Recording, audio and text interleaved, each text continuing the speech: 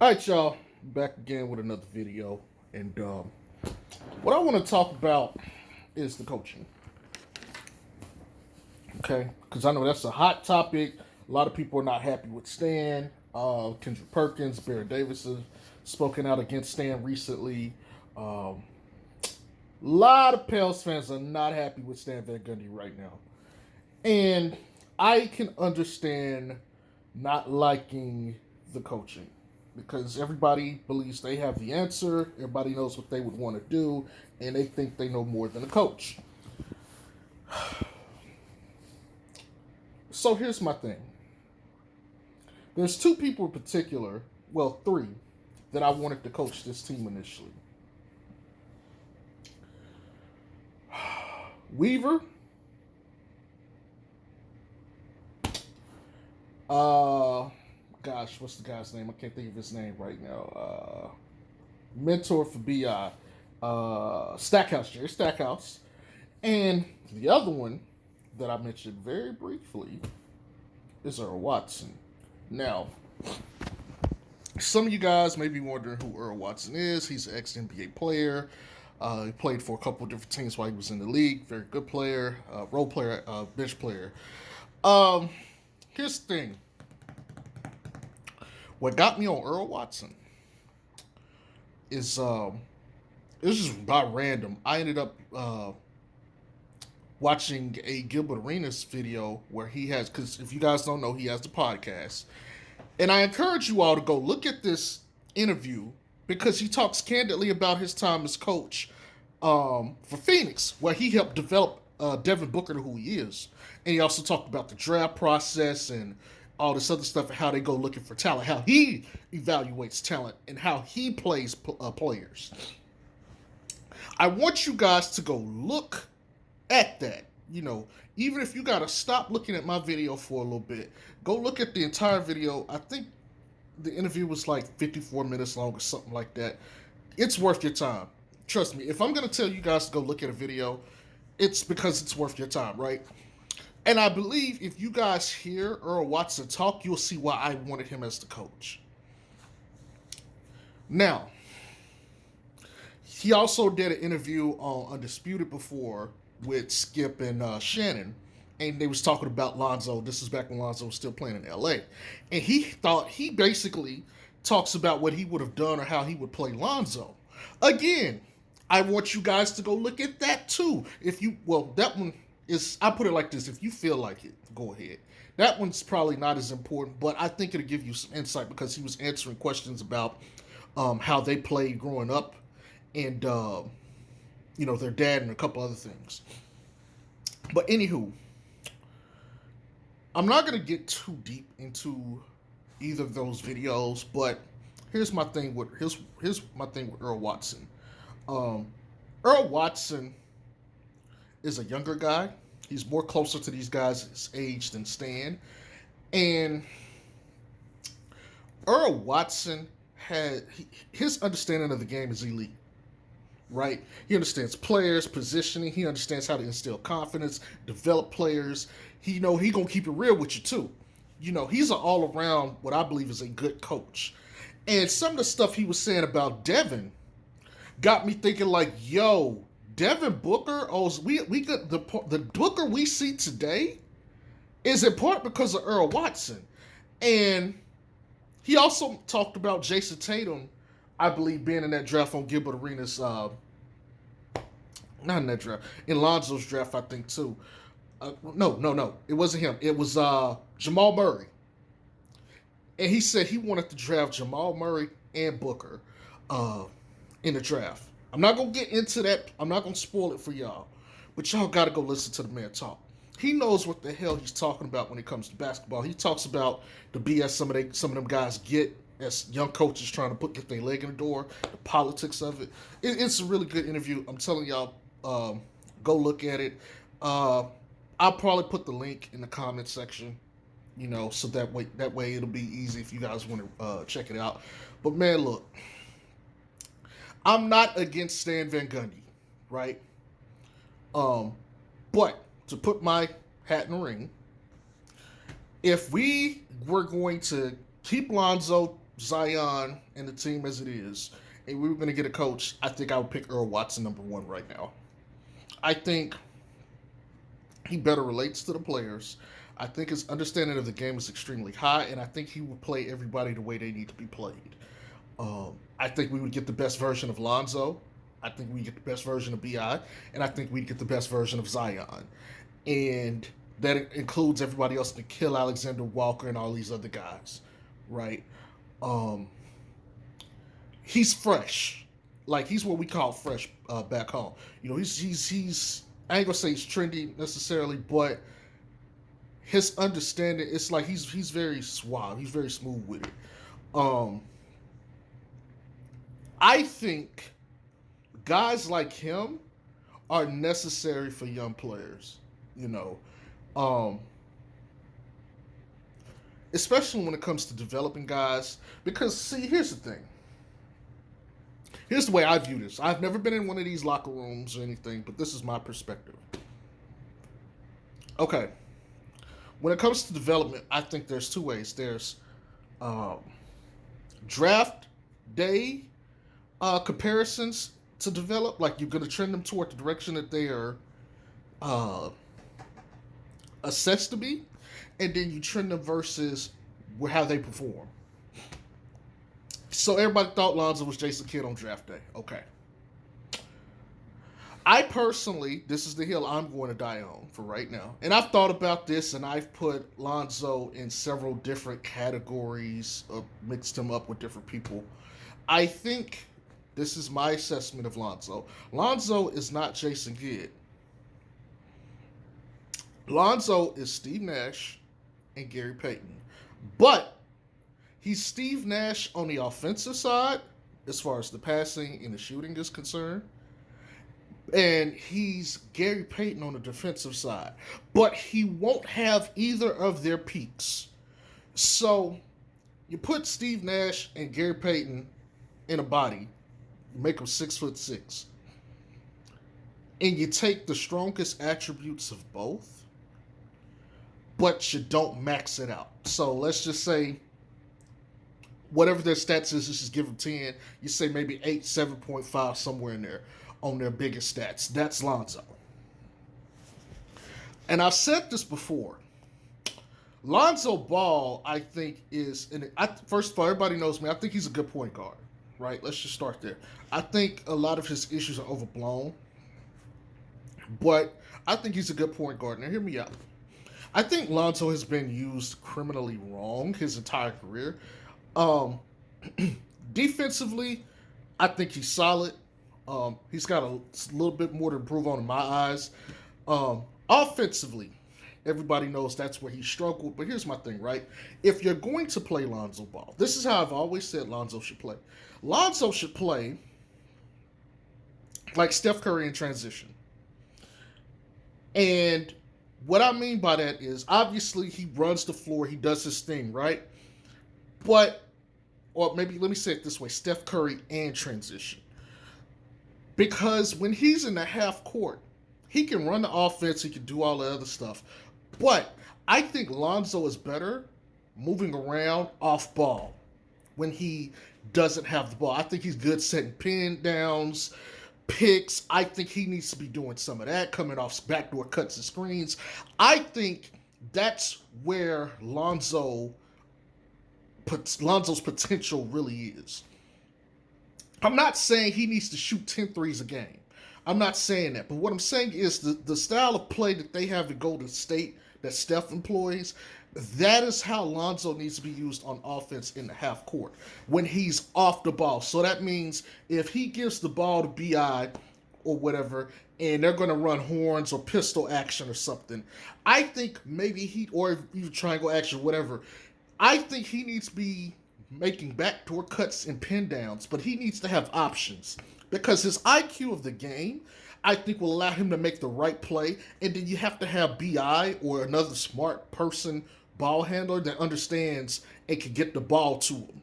Because for me, I'm thinking Lonzo is bigger and stronger than Steph, right? He don't have the shooting and stuff necessarily, but I could definitely see Lonzo getting a backdoor cut and hit up through the baseline to the corner, catch a shoot opportunity. I think that would be good looks for him. No hesitation. He just pulls it, and he seems to shoot better when it's no hesitation. I think that, like the way Stan wants to coach him, he wants to put them in the best position to succeed. I don't think Stan has put him in the best position to succeed for his skill set. So if we know that he hesitates on a jumper, let's put him in position so he catches the ball and shoots it. But let's get him in motion so he's involved. That's one of the ways I would use him. Okay, let's say there's BI at the top of the key, and he's trying to get a switch because the defense is switching. I have Lonzo come set the pick, and then I have Lonzo come set a screen for JJ. BI's already got his guy. He's attacking him. Let's just say that the defense comes and helps. JJ has the shot if he wants to kick it out. But if not, Lonzo can sprint to the rim. BI should have eyes on Zoe. Give him the ball. That's an easy layup. And we can't say he can't make layups because he's been making them this season. So those are some things to get Zoe involved on the offense, keep him interested, keep him involved in the game. And you can also use BI to take advantage of the situations that Lonzo could put them in. I think that's the best way you get the most out of Lonzo. Even when it comes to the rest of the team like BI and Zion and stuff. And I think Earl Watson would play him in the half court, but he would get him off ball too. A lot of people are upset that he's playing off ball. It's not that he's playing off ball. It's the way he's playing off ball. Standing around and being a catch-and-shoot jump shooter, it's okay. But Lonzo is wasting the best part of him just by standing there, his decision-making. And people are going to be like, well, he don't attack the basket. He's a poor decision-maker attacking the basket. Okay. He's not going to become a better decision-maker attacking the basket if you take him out of it completely. For instance, if you practice medicine and you haven't done, what's something maybe, I don't want to go too advanced. You haven't done an IV in a long time. You may fuck up the steps and fuck somebody's arm up, or worse, because you haven't practiced your skills. Which is why in medicine, especially if you're an EMT, you have to go and do enough work and re-practice these skills and get recertified constantly. Again, how does this apply? If you take Lonzo away from stuff, how does he get to work on it to get better? You know, and I'll admit this, when I first started doing EMT stuff, I was not skilled at it at all. It took me by surprise. Partly I wasn't motivated either. But it took me a while after I got certified before I really started to get the hang of it. But if I had just quit, and if the people around me said, okay, you're not set up for this, then guess what? I would have never known how to do the things that I needed to do or grow in that occupation. So here's the thing. Okay. That's just Lonzo. We got BI, who has things that he does well, and we got Zion. Right now, Zion's skill set isn't being maximized, but also Zion hasn't been working or being put in positions to use the stuff he already has. See, Stan, he's more meant to coach a veteran team that's already developed. He would be much better in Houston. He would be much better in Golden State. He would be much better on all these teams, the Lakers that have, and notice all these teams have like star level players. Perennial all-star level players. But he would be a better fit on those kind of teams. Because the vets already know how to play the game. They just have to go out and execute. And he can go and coach them the way he needs to. He's going to use what you do best and not what you do least. I think Earl Watson would do the same thing, but he's not going to. What he's going to do is he's going to say, look, you're going to have to get better at it, so we're going to make you do it anyway. So you might as well get used to it. I think that's better for younger players long term. So Like with BI, I've told people, even in my last video, BI the shooter is better than BI the Carmelo Anthony. When he's just get the ball, shoots, I think he's phenomenal. In the pick and roll, he can make some reads, and I think he's good, and I think he needs to work on the CS. He still needs to run pick and roll as the ball handler. But I think he also needs to get a lot more attention shooting the ball up without, off ball. Because I think it'll take the stress off of him of having to dribble, and dedicate energy to that. He'll have more energy on the defensive end. I think it would improve his game overall. Hello. I'm sorry, I was playing Overwatch and my PlayStation was like, hey, hit the button, otherwise we're going to turn it off. But even with Zion, his eventual growth, you want him to shoot twos and threes. My thing is this, I don't care if he would miss the shot. I want him to take the shot. I want him to get used to taking the shot. If right now Zion isn't taking those shots, all of his shots have basically been in the paint. He's taking a three or so like the last game or two, but he should be taking more threes per game. Every game he should be taking at least two. At least two. Like he should be averaging 2 threes a game. I'm not saying he makes them, but he needs to get comfortable with it now. Because right now what Stan is doing is say, stay in the paint because that's what you do. And I'm like, no, don't just tell him to stay in the paint because that's what he do. Yes, take your shots in the paint, but extend your range. Be a threat all over the court. Even if you can't hit it, here's the thing. If we're going to develop these guys, we're going to have some bad seasons. We just are. We're going to have some seasons where we're 30 and like 50. Or 30 and 52, I should say, because it's a 82-game season. Or since it's less, 30 and 42. The point is, you're going to have some seasons like that. But the bigger picture is you have to develop the guys to do what they do best. Stan is coaching them like they're vets. They're not vets. And that's where I think Stan is going to fall in trouble long term with this team. Again, can he teach the game? Absolutely. And I think even if Stan leaves, or if they just say fire him, whatever coach I think gets them next is going to benefit from the stuff that Stan taught them. Because it's going to work for them.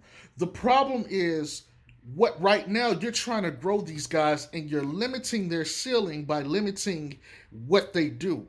You need to expand what they can do. Don't take Lonzo away from some of the stuff he's doing. What I would do, here's my thing. Lonzo, even if you're not attacking the basket, take mid-range shots.